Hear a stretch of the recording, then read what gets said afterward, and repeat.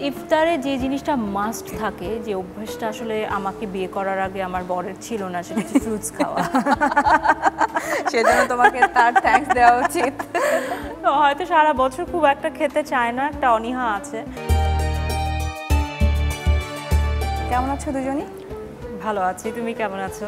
আমিও বেশ ভালো আছি। আর আজকে থেকে যেহেতু এই যাত্রাটা শুরু হলো, প্রথম এপিসোডেই তোমাদের দুজনকে পেয়েছে, আমার খুব ভালো লাগছে। আমারও ভালো লাগছে যে মাহে রমজানের প্রথম দিন এবং ইফতারের ঠিক আগ মুহূর্তের সময়টা তোমার সাথে কাটাতে পারছি। এবং মজাদার একটা রেসিপিও তো পাবো আমরা ফেরদৌস স্যারের কাছ থেকে। সো হোয়াট এভার, আজকে থেকে রমজান মাস শুরু হলো। রমজান মাস মানে কিন্তু ব্যস্ততাটা ডিফারেন্ট এবং আমাদের লাইফস্টাইলটা চেঞ্জ হয়ে যায়। কাজের জায়গায় এই ব্যস্ততা এবং ইফতারের সাথে অ্যাডজাস্ট কিভাবে করছো নাবিলা? আমি আসলে এখনকার সময় মানে বেশ কয়েক বছর ধরে ইফতারের মানে রোজার সময়টা একটু ফ্রি থাকারই চেষ্টা করি, কারণ এই যে ইফতারের প্রিপারেশন, ফ্যামিলি সহ বন্ধু বান্ধব সহ ইফতার করা, ঘরেও ইফতারের দাওয়াত থাকে, নানা জায়গায় দাওয়াত থাকে। সো মোটামুটি ফ্রি থাকার চেষ্টা করি, নিতান্তই যদি কোনো কাজ না থাকে, সো ইজিলি ব্যালেন্স হয়ে যায়। আর ইফতারিতে তো এটা হচ্ছে আমাদের কনভারসেশন, বাট যারা রাঁধুনি তাদের আসলে ব্যস্ততা বা তাদের প্রিপারেশন একদম ডিফারেন্ট। হ্যাঁ, তো আজকে তো প্রথম রোজা শুরু হচ্ছে, আজকে তো আমাদের সাথেই কাটানো হচ্ছে। এরপরে দ্বিতীয়, তৃতীয় বা চতুর্থ রোজা সব কিছুই তো প্ল্যান করা আগে থেকে, না? 30 দিনকে 30টা মানে নতুন নতুন রেসিপি ট্রাই করা হবে না, একদম মানে সব কিছু না পারলেও কিছুটা চেঞ্জ থাকে, অন্তত একটা কিছু হলেও যেন একটু ব্যতিক্রম থাকে, সেটাই তো চাই ফ্যামিলি মেম্বাররা। নাবিলা, তুমি ইউজুয়ালি কি ধরনের ইফতার করতে পছন্দ করো? ইফতারে যে জিনিসটা মাস্ট থাকে, যে অভ্যাসটা আসলে আমাকে বিয়ে করার আগে আমার বরের ছিল না, সেটা হচ্ছে ফ্রুটস খাওয়া। সেজন্য তোমাকে তার থ্যাঙ্কস দেওয়া উচিত। তো হয়তো সারা বছর খুব একটা খেতে চায় না, একটা অনীহা আছে, বাট ইফতারের সময় আমি জোর করে সেটা রাখি এবং খাওয়ানোর চেষ্টা করি, মাস্ট। আর বাঙালি একটু ভাজা পোড়া থাকেই, আমরা অতটা খাই না, বাট একটু করতেই হয়। আর ফেরদৌস স্যারকে তো অবশ্যই ডিফারেন্ট ডিফারেন্ট কুইজিন ট্রাই করতে হয়, এক্সপেরিমেন্ট চালাতে হয়, ফিউশন করতে হয়। তো আজকে আমাদের জন্য, নাবিলার জন্য স্পেশালি কি রেসিপি নিয়ে এসেছো তুমি? আজকে আমি হচ্ছে রমজানের স্পেশাল একটা রান্না করব, সেটা হচ্ছে chicken bread pocket. Chicken bread pocket একটি জনপ্রিয় পাকিস্তানি স্ন্যাক্স যা চমৎকার স্বাদের জন্য পরিচিত। এটি ফিউশন কুইজিন বা মিশ্র রন্ধন প্রণালীর উদাহরণ।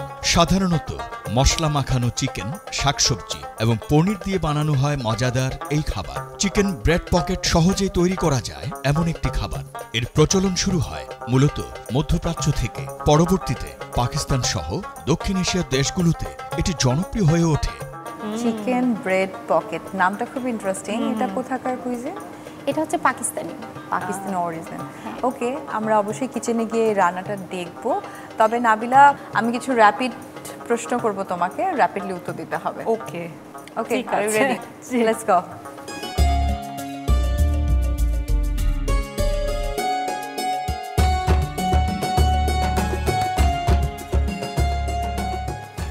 বাহ, রান্নার আগেই মনে হচ্ছে রান্না রেডি। তোমার জন্য টাস্ক রেডি। টাস্ক কি করতে হবে? খুবই সহজ। দেখো, 3টি প্লেট রয়েছে। হ্যাঁ। এই প্লেটে হচ্ছে ট্রেডিশনাল ইফতারগুলো দিয়ে তোমাকে প্লেটিং করতে হবে, আর আচ্ছা। আমার কিছু প্রশ্নের উত্তর দিতে হবে একটু আমার দিকে তাকিয়ে। ঠিক আছে, So, হ্যাঁ শুরু করছি। ওকে। ইফতার প্রথম কি দিয়ে শুরু করো? খেজুর দিয়ে। ঈদের দিন মায়ের জন্য কোন কাজটা করা হয়? ঈদের দিন মাকে রান্না করে দুপুরের খাওয়া খাওয়াই। বাও, হ্যাঁ। How sweet. শৈশবের ঈদ নাকি কৈশোর ঈদ, কোনটা বেশি আনন্দদায়ক ছিল? কৈশোরের, তখন একটু বড় হয়েছি, বোঝার, বুঝতে শিখেছি। রাইট। হ্যাঁ, বেলের শরবত নাকি তরমুজের শরবত? তরমুজের শরবত। ইফতার বানাতে গিয়ে সবচেয়ে কঠিন কাজ কোনটা? ইফতার বানাতে সবই কঠিন কাজ, মনে পড়ছে না কি কঠিন কাজ। ইফতারে দই চিরা নাকি ছোলা মুড়ি, কোনটা বেশি পছন্দ? ছোলা মুড়ি। ছোলা মুড়ি। এবার আমি তোমাকে দুটো করে অপশন দিব, তোমাকে চুজ করতে হবে আরো র্যাপিডলি। শসা নাকি গাজর সালাদ হিসেবে? শসা। শসা। বিফ নাকি মাটন রেজালা? মাটন রেজালা। ওকে, দই বড়া নাকি দই হয়ে গেল না? ফুচকা, ঈদে বা ইফতারে? হলেই হলো। হলেই হলো। ওকে, ওয়েল ডান। তোমার তো আগেই শেষ হয়ে গিয়েছে হ্যাঁ। প্লেটিং।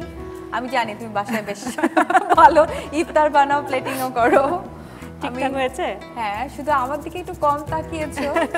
সো আউট অফ 10 আমি তোমাকে তারপর 10 দিচ্ছি। Thank you.